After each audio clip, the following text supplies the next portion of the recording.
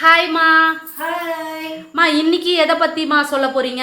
ஆடி அமாவாசையை பற்றி சொல்ல போகிறோம்மா. ஆடி அமாவாசைனா தெய்வங்களுக்கெல்லாம் உகந்த நாள்.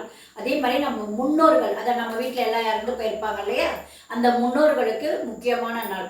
இந்த ஆடி அமாவாசையில் நீர்நிலை கோயில்கிட்ட ஐயருங்களாம் தர்ப்பணம் பண்ணணும். நம்ம வீட்டிலேருந்து போனால் ஐயருங்க இருப்பாங்க, அங்கே அவங்கக்கிட்ட கொடுத்தா தர்ப்பணம் பண்ணி தருவாங்க.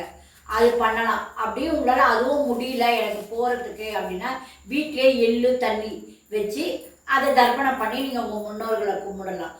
அதுவும் முடியாதவங்க அன்னதானம் பண்ணுங்கள். யாராவது ஒரு ஏழையை கூப்பிட்டு வயிறார சாப்பாடு போட்டு உங்களால் முடிஞ்சால் ஒரு வஸ்திரதானம், ஒரு வேஷ்டி, ஒரு டவல், அது கூட ஒரு வெத்தலை பாக்கு வச்சு உங்களால் முடிஞ்சால் ஒரு 11 ரூபா வச்சு கொடுங்க. உங்களால் ஒரு வெத்தலை பாக்கில் ஒரு 50 ரூபா, 51 ரூபாய், இல்லை 101 ரூபா வச்சு கொடுங்க.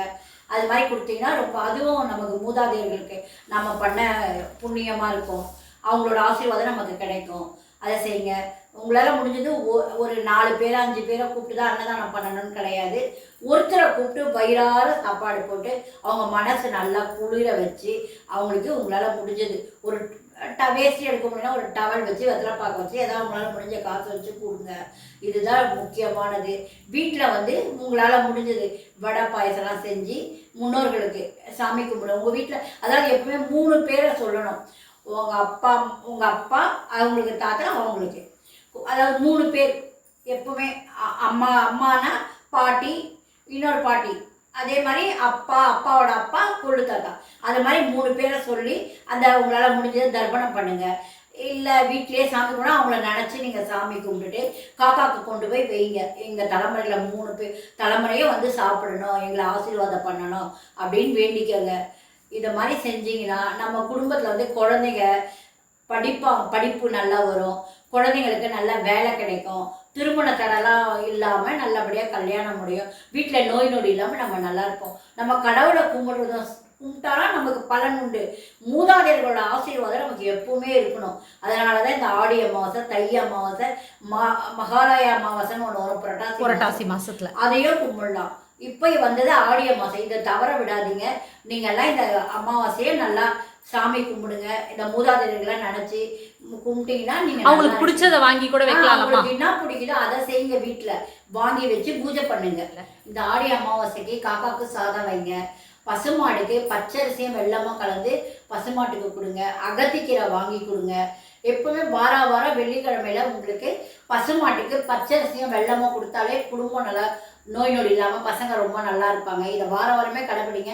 நாளைக்கு அமாவாசைன்றதால கண்டிப்பாக பசுமாட்டுக்கு அகத்திக்கீரை வாங்கி கொடுங்க. பச்சரிசி வெல்லம் கலந்து அதையும் வைங்க. வீட்டில் கோதுமை தவிடு இருந்தால் கொடுங்க, இல்லைன்னா கோதுமை மாவு இருக்கு இல்லையா, அதை கொடுங்க. அதில் கொஞ்சம் வெல்லம் கலந்து கோதுமாவும் வைக்கலாம் பசுமாட்டுக்கு. இதெல்லாம் செஞ்சீங்கன்னா நம்ம மூதாதையர்களுக்கு பண்ண பலன் கிடைக்கும். அதே மாதிரி நம்ம வீட்டில் அன்னைக்கு யாராவது வருவாங்க, நம்ம மூதாதையர் யார் மூலையனா வருவாங்க, அவங்களுக்கு மனசார நீங்கள் சாப்பாடு கொடுங்க. அவங்க வேண்டாம் அப்படின்னா உங்கள் வீட்டில் என்ன இருக்கோ காஃபியோ டீயோ கொடுத்து அவங்கள மனம் குளிர அனுப்புங்க. நம்ம மூதாதையர்கள் தான் வேறு ரூபத்தில் வருவாங்க யார் மூலைனா. அப்போ நம்ம தெரிஞ்சுக்கலாம் நம்ம மூதாதையர்கள் நம்மளை ஆசீர்வாதம் பண்ண வந்திருக்காங்க அப்படின்னு நினச்சி நீங்கள் உங்களால் முடிஞ்சது எதாவது அவங்களுக்கு கொடுத்து விடுங்க. வஸ்திரதானம் கொடுங்க. ஆனால் நீ பழசை மட்டும் கொடுத்துடாதீங்க. ஒரு வாட்டி தான் கட்டினேன், இது ரொம்ப புதுசு தான், ஒரு வாட்டி கட்டிட்டேன் இதை கொடுக்கலாம் அப்படிலாம் நினைக்காதீங்க. ஆடி அமாவாசைக்கு இந்த மாதிரி பழசே கொடுக்கக்கூடாது. புதுசாக வாங்கி நீங்கள் கொடுங்க. மற்ற நேரத்தில் நீங்கள் இந்த மாதிரி பழசெல்லாம் யாருக்காவது கொடுக்கலாம், அதில் தப்பு கிடையாது. நாளைக்கு மட்டும் அந்த பழசு மட்டும் தயவு செஞ்சு கொடுத்துடாதீங்க. பாவம் செய்யும். புதுசு தான் கொடுக்கணும். அமாவாசைக்கு விரதம் இருங்க. உங்களால் முடியலன்னா இந்த ஆடி அமாவாசை, தை அமாவாசைக்கு விரதம் இருங்க. மூதாதைகளோட ஆசீர்வாதம் கிடைக்கும்.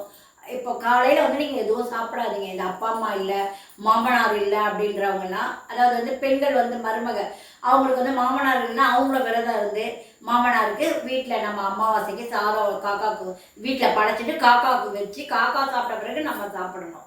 அதுதான் விரதம். காக்கா சாப்பிட்ட பிறகு நம்ம சாப்பிடணும். ஒவ்வொரு அமாவாசைக்கும் நீங்கள் செய்ய முடியலன்னா கூட தை அமாவாசை, நாளைக்கு ஆடி அமாவாசை முக்கியமான நாள். அன்னைக்கு காலையில் டிஃபன்லாம் சாப்பிடாதீங்க. சமையல் பண்ணி சாமி கும்பிட்டுட்டு அதை யாராவது உங்கள் வீட்டில் வந்தாங்கன்னா பாருங்கள், இல்லை காக்காவுக்கு வச்சுட்டு நீங்கள் சாப்பிடலாம். சில பெண்கள் மருமகளாக வீட்டுக்கு வராங்க, அவங்க என்ன சொல்கிறாங்க, எங்கள் அப்பா அம்மா இருக்காங்க, நாங்கள் அமாவாசைக்கு விரதம் இருக்க மாட்டோம் அப்படின்றாங்க. அப்படி கிடையாது. நம்ம மருமகளாக ஒரு வீட்டுக்கு வந்துட்டா மாமனார் இல்லைன்னா பெண்கள் வந்து விரதம் இருக்கணும். அவங்க அப்பா அம்மா இருந்தால் கூட நம்ம புகுந்த வீட்டுக்குன்னு வந்துட்டோம் இல்லையா, அப்போ மாமனார் இல்லைன்னா மருமக விரதம் இருக்கணும். அது சில பெண்கள் இப்படி தான் சொல்கிறாங்க, அது மாதிரிலாம் சொல்லாதீங்க. விரதம் இருங்க, மாமனாருக்காக விரதம் இருந்தீங்கன்னா மாமனார் மாமியார் யாரா இருந்தாலும், மாமனார் யார் இல்லைனாலும் விரதம் இருந்தே ஆகணும். உங்கள் அப்பா அம்மாக்காகலாம் நீங்கள் இருக்க வேண்டாம், மாமனாருக்காக நீங்கள் கண்டிப்பாக விரதம் இருக்கணும்.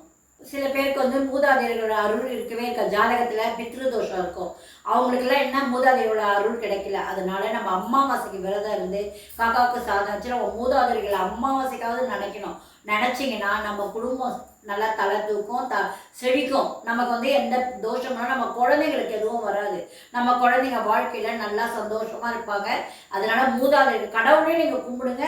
மூதாதையர்களை அமாவாசைக்காவது அவங்கள நினச்சி கற்பூரம் கொளுத்துங்க, நல்லா வச்சுருப்பாங்க. நம்ம மூதாதையர்கள் தான் நமக்கு. ஓகேம்மா, நல்ல நல்ல தகவல் சொன்னீங்க, ரொம்ப நன்றிம்மா. பாய் பாய்.